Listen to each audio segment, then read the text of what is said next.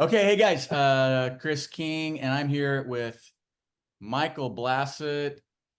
Mike, welcome. Good morning. um, Purpose of this video is to introduce people to you, Mike, and we've been doing this. We're trying to do it with everyone, and we want people to know kind of who you are and how you got here, and what it is that you do in our group, and who do you tend to work with, those sorts of things. So number one, I just want to say that like you being a part of our team is a big deal. You're typically on a wait list and people love working with you, and you do an awesome job, and say that in front of the whole world. And this recording will be out there forever. It'll be out there. So, but if you wouldn't mind starting by, how did you get here? Like, what is it that led you to want to become a therapist, and what you got? You're at LCSW now, right? And so like, what was it that led you to this point, to be Right. doing this work with us? Sure. So having gone through just a lot of stuff myself in my upbringing, um, there was a point in time which I was able to experience a lot of healing and a lot of freedom um, through some counseling, through some spiritual experiences, and just the impact on that healing process and the freedom that I found in it just really motivated me to want to give other people as well Hmm. that experience of healing and freedom. And that was it. Now this, you had a career before you went back to become a therapist, right? You're Yeah, an yeah, engineer or something like that, right? yeah. I did. I was a mechanical engineer. It was pretty short lived, probably about 2 years of experience Right. um, at the most. So, real, I was really still very green in that field. Well, but we find that a lot, right? That there are a ton of people that we work with and that we get to know that are, they're like, I think I found my thing, but sometime in your 20s, 30s, maybe even push to your 40s, you're like, no. Yeah, Like providing a therapeutic relationship and leaning and being a helper in this sort of way is actually my thing. And so you made that shift. And so yep. what experiences have you had in therapy? Like, where have you worked? What have you done that kind of led you up to this point working with Chris King? Sure, sure. So, I started off as a mental health technician at Brookhaven Hospital. Oh, wow. Worked there for about 5 years, and so really got immersed into it. Got to know a lot about myself just doing that work.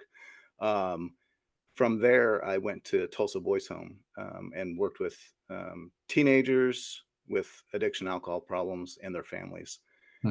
Um, and at my first role there was a direct care staff, and then in 2008 I transitioned into actually doing therapy, Mhm. um, and I started school while I was there as well. So that was actually where I got my first experience doing the actual therapy work.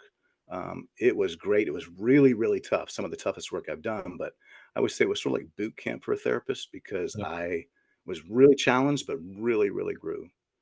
Um, Yeah. and from there, uh, after about 5 years, I went to another Cooks and Hills Christian Ministries, which is another residential treatment for kids and their families. Um, and then after that, came back to Tulsa, worked at Cornerstone Christian Counseling, and I had made a shift um, in 2010 to focus on faith-based counseling. Um, So Cornerstone Christian Counseling worked there for almost 7 years, and then made my way to Chris King about 4.5 years ago. Um, Here I am. I can't, it's been 4.5 years. It's I know, it's wild. time do fly when you're having fun. Yep. Well, so you said you learned stuff about yourself. So like what, like tell me more about that. Like what, how has your career as a therapist changed you? Well, I refer back to the Tulsa Boys Home and doing the counseling with those teenagers, um, and what I really learned was how deeply um, I reacted to things, how I Hmm. took things personally. I had to learn. I had to learn to sort of establish who I was apart from other people's reactions. I could not do the work if Yeah. I was going to keep reacting internally and externally to who they were being and what they were going through.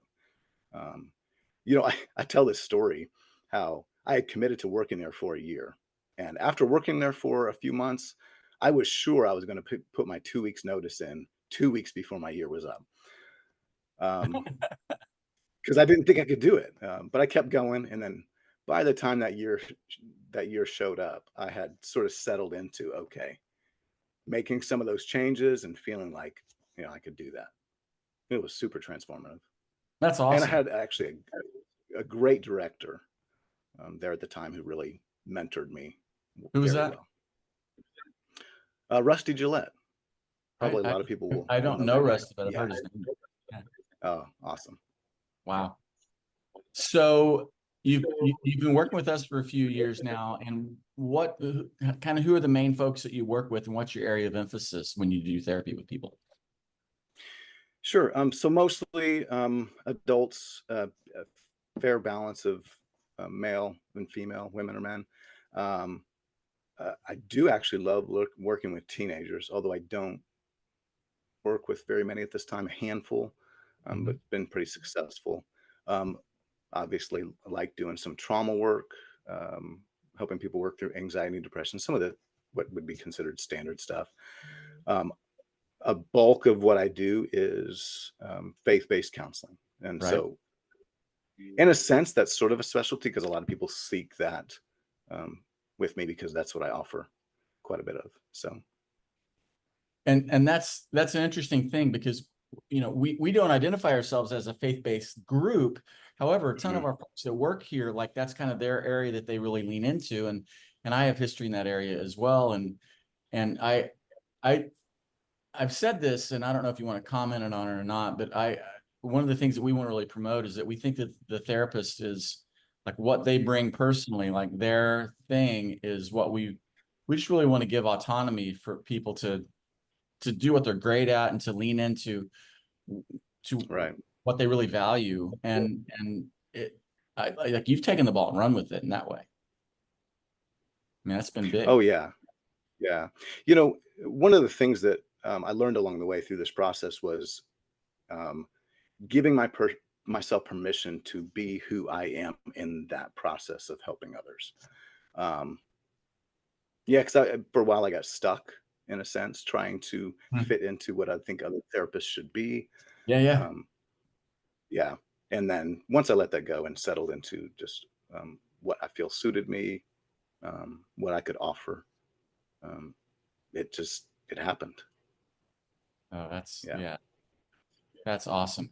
Okay, you you and I have a lot of conversations about being family guys and being dads and things like yeah, that. So I know your family is extremely important to you. Kind of what is it that energizes you when you're not at work? Because unlike some other folks, like I think you have great work life balance, and that's something we want to promote. I mean, like our work is yeah, incredibly yeah. important to us, but it's not everything. So what is it that you do when you're not at work? What kind of energizes you?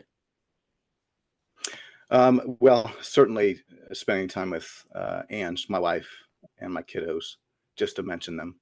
Madeline, who's 18 in college, Grace, senior in high school, Noah is in eighth grade, and our youngest, Jordan, just started kindergarten. Um, Spending time with them all together or individually, I really do love the one-on-one time that I get with each of them. A lot of play. We're in a sense, we're a pretty physically playful family, Yeah, which I appreciate. Can get us into trouble with bumps and bruises sometimes, but we like to go do things outdoors. Of course, sometimes I have to. You just have to do the things that your kids are doing sometimes, which is the games they play, video games, whatnot. yeah, Um, I definitely love as well outside of my family, just spending time with people. I love sitting around a table playing games with groups of people. Um, and of course, with from my faith, I like getting together with people, having deep conversations about life, yeah. deep conversations about God and faith, those kind of things. Love to read. That energizes me. Um, and I like physical activity. I run pretty regularly. I have a bum knee right now. I Are hadn't you told you that, but train for a marathon? Is that yeah, I happening or? have been. Well, it has been happening until like 2 days ago, and we'll see how quickly my knee heals up. I don't know what happened, but it may get interrupted. Well, So have you done one before? You've done a marathon before, I right? did one. I did one last year. Okay, yeah, It yeah, was a great, terrible experience. right. So didn't quite turn out how I wanted it to. So I wanted to try again and Yeah. get a little bit better Well, experience. it's the kind of thing like I think everybody should do it at least once if at all possible because you can't. But it's amazing that your body will do the thing. You're like Yeah. I Yeah. just doing that training even at a pace that's really doable over time. Like all of a sudden your body starts changing. It's a mind blowing thing. Yeah. After I ran that, I I'm not going to say necessarily everybody should run a marathon, but what I did come away with that was everybody should do something that pushes them in a way that they have never been pushed before.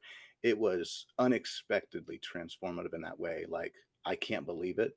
I mean, it just sort of opens things up that you don't expect. It reveals things to yourself that you That didn't know. yeah, that's what it. So, Yes, 100%. It did that for me, and I just kind of had to trust my wife, who had done 3 or 4 before. She's like, "Oh, we're gonna get you a marathon for your birthday." I'm like, "That sounds awful." Like, yeah, what? that And is awful. it sounds terrible. And but It's like, funny. it just took our time, and then all of a sudden, I was running 20 miles. 22, Mhm. 24. I'm like, Yeah, "What is happening?" And it's right, right. crazy what commitment and doing small things over time, how that will change you. And Mhm, it did. mhm. It opened me up, man. Yeah. It's interesting because it's about the marathon, but it's actually about a process Yeah. of steadily persevering through things toward a goal and really being surprised that you can actually do that through just steadily keeping going in a certain direction. It's it's Yeah. it's great. Yeah. That's awesome that you're doing that. Slow down, let the knee get better. This is gonna work out. Yeah. So, all right. Um, well, I just want to say I'm so appreciative of your work. It's a big deal. And we're going to keep on going. You see folks at our Broken Arrow space. You're Yeah. there every day over at Yeah. 817 South Elm Monday through in. Friday. Yep. And if you guys want to get a hold of Mike and like see if he can be helpful for you, call our office at 918-760-5243 or email us at info@Chris King Counseling. And he's got space, and hopefully he can be helpful. And if not him, maybe we got other folks too. So, Mike, thank you 100% for what you do. Absolutely. Really appreciate you, man. I appreciate what you provide for us here too, Chris. What I want. It's good. Yeah. Okay, we're out. Okay. Thank you. All right. Catch you later. All right. Thanks, Mike. I appreciate that.